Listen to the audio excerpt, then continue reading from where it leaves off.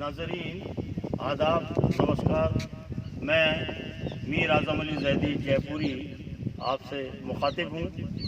मैं इस वक्त अपने ससुराल सिरोही डिस्ट्रिक्ट में आया हुआ हूँ, जो आबू की तलहटी के नीचे बासन एक गांव है।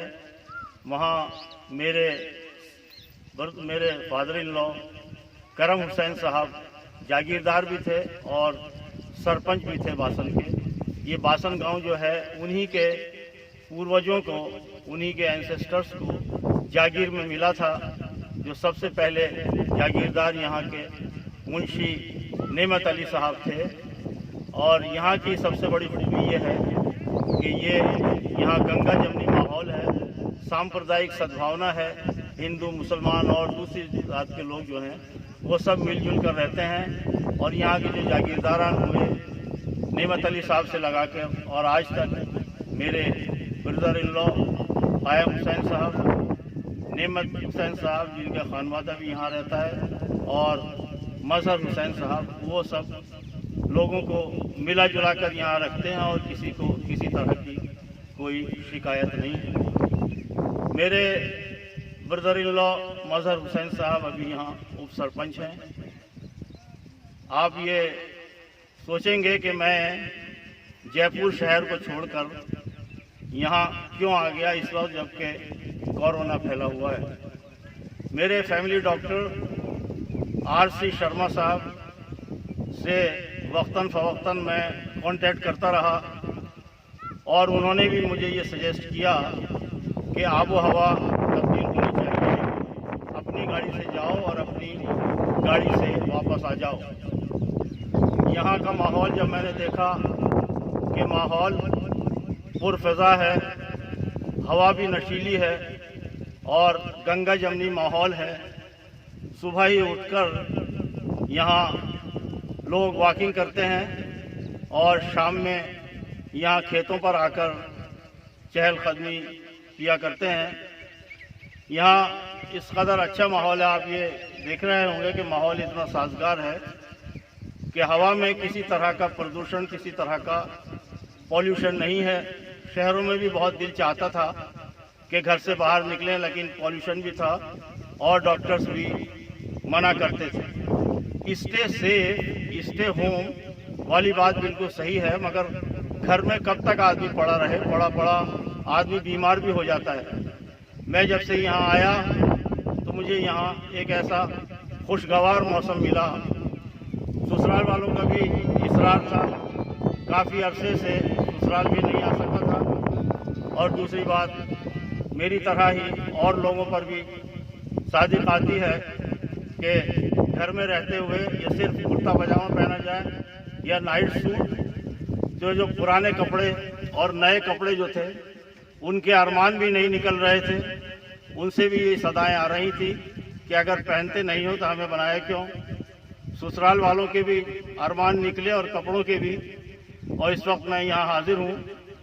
यहाँ आने के बाद जब मैंने देखा, एक अरसे के बाद यहाँ आया, कि यहाँ एक कुटिया इसे कहते हैं, इसे झोपड़ा भी कहते हैं और बाड़मेरी ज़बान में इसे चौरा कहते हैं। ये मुझे बहुत अच्छा लगा। हज़रत इंसान की ये ख्वाहिश रहती है शुरू ही से, न सिर्फ इंसान की बल्कि जानवरों की भी, कि अपना अपना घरौंदा बनाएं। चिड़िया भी अपना घर बनाती है और बए का घोंसला जो है वो दीदाज़ेब होता है, बहुत ही खूबसूरत होता है। आदमी जब अपना घर बनाता है तो उसका नाम कभी कॉटेज रखता है, कभी हट रखता है, कभी नशेमंद रखता है, कभी बसेरा रखता है।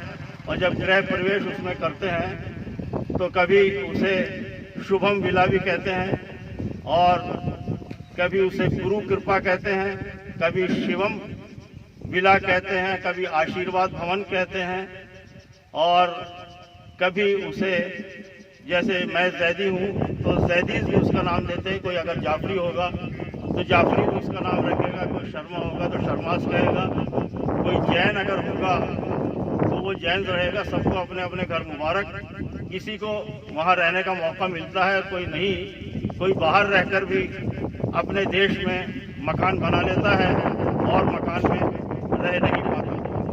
मगर यहाँ गांव की आबो हवा और गांव के साथ जिस तरह से लोग रहते हैं उसे कुटिया या झोपड़ा कहा जाता है। ये जहाँ मैं खड़ा हूँ ये इतना खूबसूरत ये झोपड़ा है यहाँ की बोली में कि उसमें सर्दी गर्मी बरसात किसी तरह की कोई परेशानी यहाँ लोगों को नहीं हो सकती। ये बाड़मेर के हैं हमारे गनी भाई, यहाँ पे जो ये सारा काम संभालते हैं और इनका काम भी काबिल तारीफ है। सब इनसे खुश रहते हैं और ये सबसे खुश रहते हैं। गनी भाई सलाम अलैकुम, कैसे मिजाज हैं? ये आपने बनाया? जी हाँ, आपने बनाया। हाँ, तो गुलाम भाई कब से आप यहाँ पे रह रहे हो? ये 20 साल हो गए। 20 साल हो गए। आप कहाँ के रहने वाले हो? बाड़मेर के। बाड़मेर के। तो यहाँ ये इसको बनाने में कितना टाइम लगा आपको? इसमें कम से कम ये सब सामान मौजूद होता है, 15 दिन बनेगा।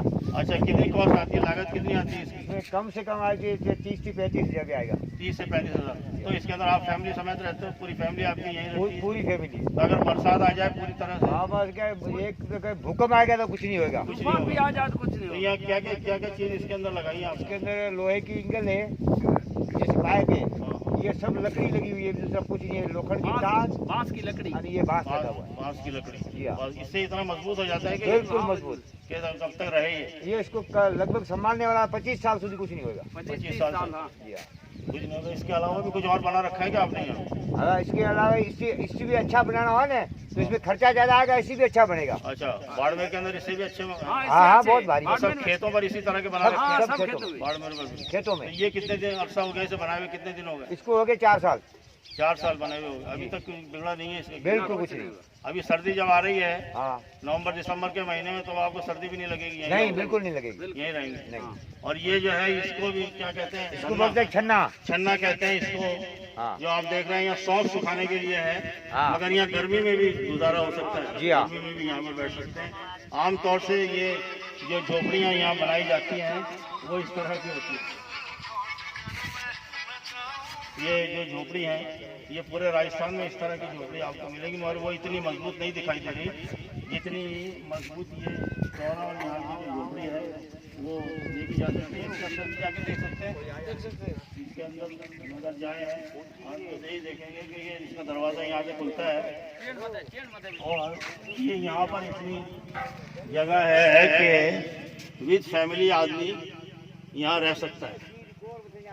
इसका ये आप देखिए, ये अंदर का पोर्शन है इनका। अभी तो सामान वगैरह यहाँ पर रखा हुआ है, मगर ये सब तरह की, ये देखिए इमरजेंसी लाइट भी यहाँ पर है और ये सब तरह के इंतजामात इन्होंने यहाँ पर रखे हैं।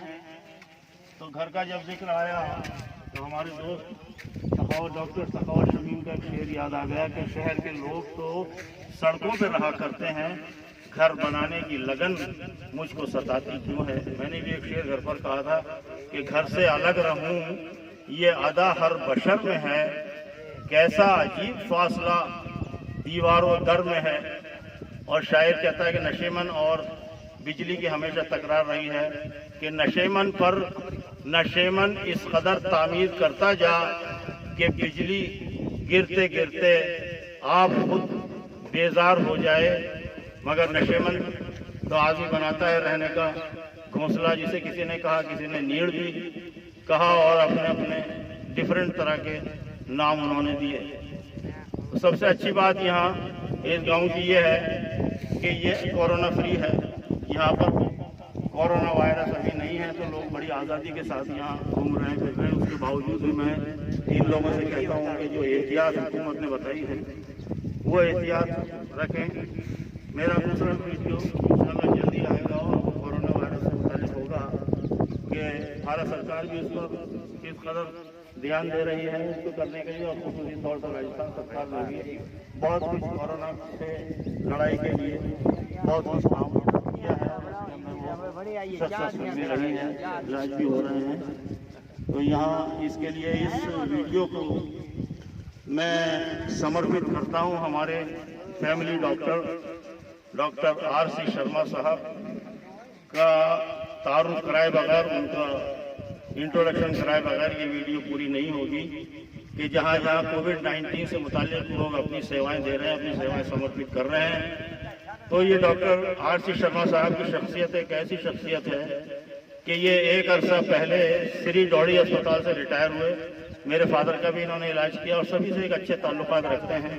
हमारे इनके फैमिली टर्म्स आज भी मौजूद है और हमारे हर उत्सव के अंदर ये शरीक होते हैं। वहाँ पर जयराम मेडिकल जो है वो 13 किलोमीटर इनके घर से है गालिबन, तो वहाँ से रोज़ ये आते हैं। आजकल तो नहीं आ रहे हैं, और उस वक्त जब ये आते थे तो लोग उनके जुग दर जुग लोग यहाँ आते थे और उनसे ट्रीटमेंट के लिए फ़ायदा हासिल करते थे, उनसे ट्रीटमेंट करवाते थे और पहले से ही लोग यहाँ पर मौजूद होते थे। आशीष शर्मा साहब की शख्सियत ऐसी है कि एक ऐसे मिलनसार आदमी है कि इस वक्त कोविड-19 में भी लोग जो भी मैंने जब भी रब्ता किया, हमेशा किसी वक्त में रब्ता किया तो मुझे अच्छे सजेशन उन्होंने दिए। और भी जो पेशेंट्स हैं उनको भी उनके फ़ोन के ऊपर ही अपना नुस्खा, अपना प्रिस्क्रिप्शन लिखा देते हैं और दवाएँ लेते हैं और शिफायाब हो रहे हैं। और ये भी बात है कि कुछ डॉक्टर्स आज भी ऑनलाइन से पैसा भी ले रहे हैं, मगर ये पैसा भी नहीं लेते और लोगों को शिफायाबी हो रही है और ये सब मरीज इनके लिए दुआ कर रहे हैं। खुदा